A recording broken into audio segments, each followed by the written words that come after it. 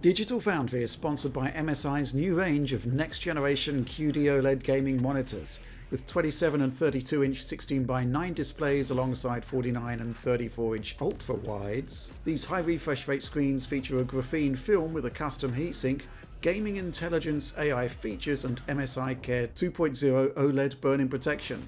Check out the video description to learn more about MSI's excellent range of OLED gaming panels.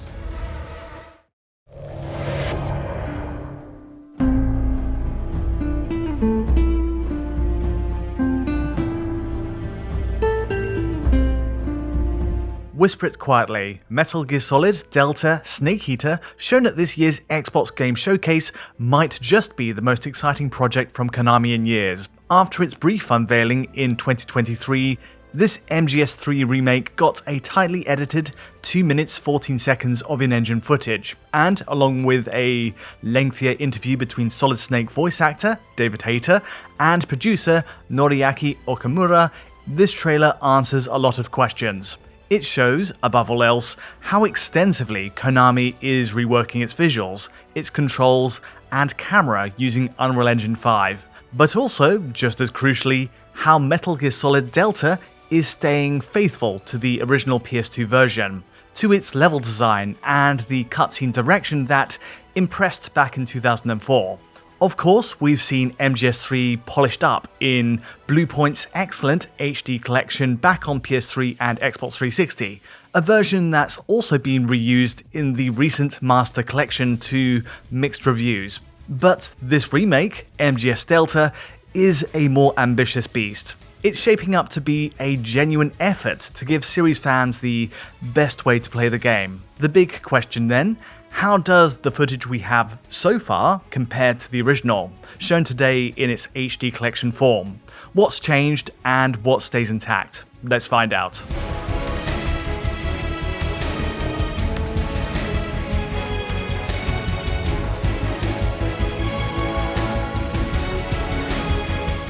The basics first. Sadly, Metal Gear Solid Delta's release date is still unknown. What we do know is that it's set for release on PlayStation 5, Xbox Series X, S, and Steam. And with that being the case, there's really no telling what platform we're seeing in the trailer.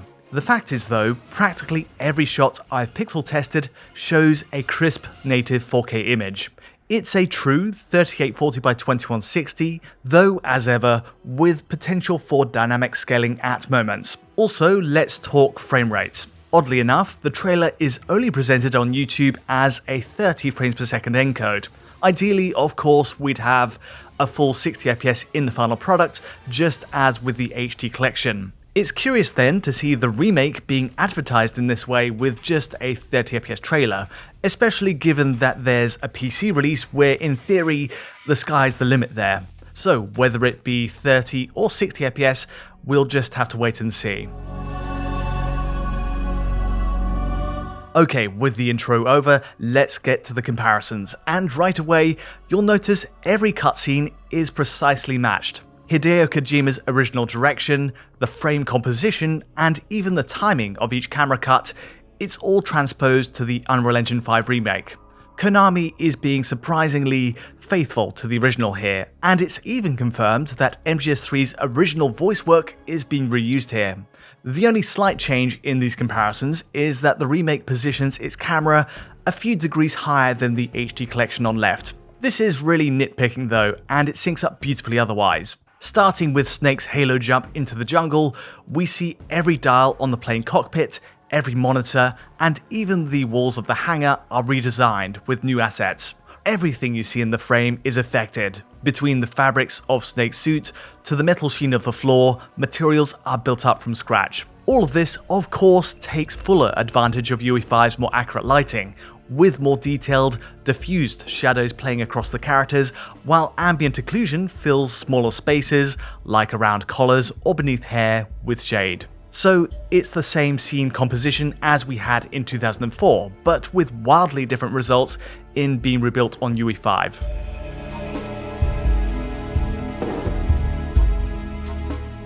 The asset revamp, of course, overcomes an obvious limit in texture resolution in the HD collection, which in itself was already an upgrade on the PS2 era textures. At last, though, we get textures that really do better suit a 4K presentation. To match that, we get a few other extras as well.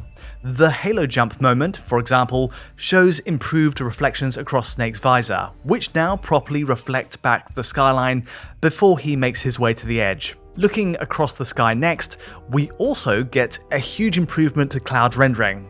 We get a change to the use of lens flares and bloom too, while the color grading is altered as well. In fact, speaking on that color grading, the remake reduces the green tint that kind of defined the original MGS3 look. Though Konami has confirmed it's possible to re-enable this tint with a legacy mode toggle in the final game. Taken as a whole, in later, more action-heavy scenes, we see these upgrades combine beautifully. The new textures, lighting, shadows, and post-processing tricks. This later encounter with the Ocelot unit even adds in per-object motion blur, which is a nice touch, I think, that sells it as a more cinematic moment.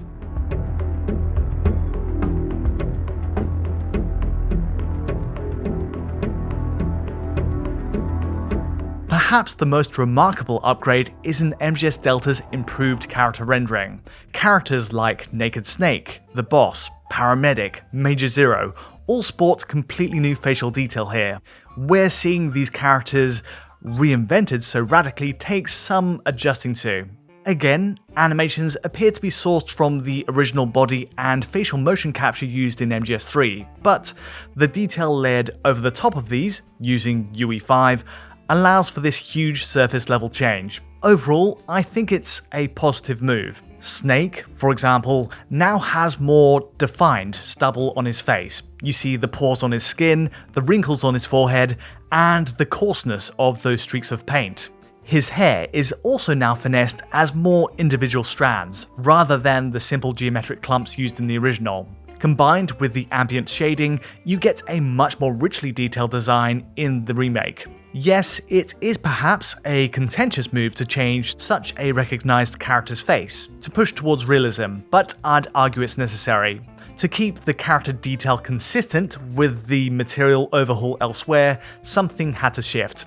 Moving on, the boss also sees a huge overhaul. Again, it's not 100% as we remember her, but the sheer level of detail added in the upgrade is undeniable. The materials used for skin, and the way shadows play across her body, and even the volumetric fog behind her are colossal upgrades.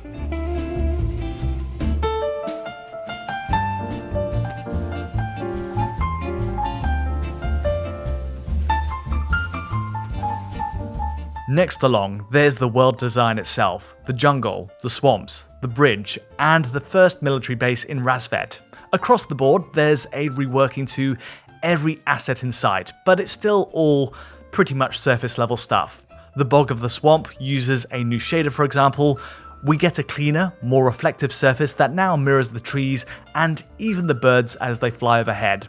Later on, we see high quality grass across the ground. The good news there being that it's not really overdone in any way. It's not overflowing with extra foliage for the sake of it. After all, MGS3's stealth mechanics hinge too greatly on these carefully placed grass patches. It's a core part of the gameplay loop to know where to take cover, and so it makes sense that their placement is kept as is. Likewise, the overall level layout of the remake sticks to the same blueprint.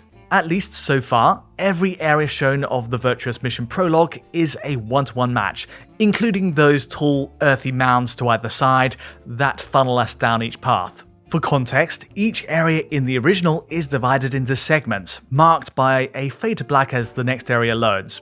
For a PS2 title, this jungle setting was ambitious, and it gave players a self-contained sandbox, essentially, to work through however they liked. We keep this layout in the remake then, but it'll be interesting to see if MGS Delta still has those fade to black moments between each area, if we still have loading screens, or if it will be possible to move more seamlessly between each.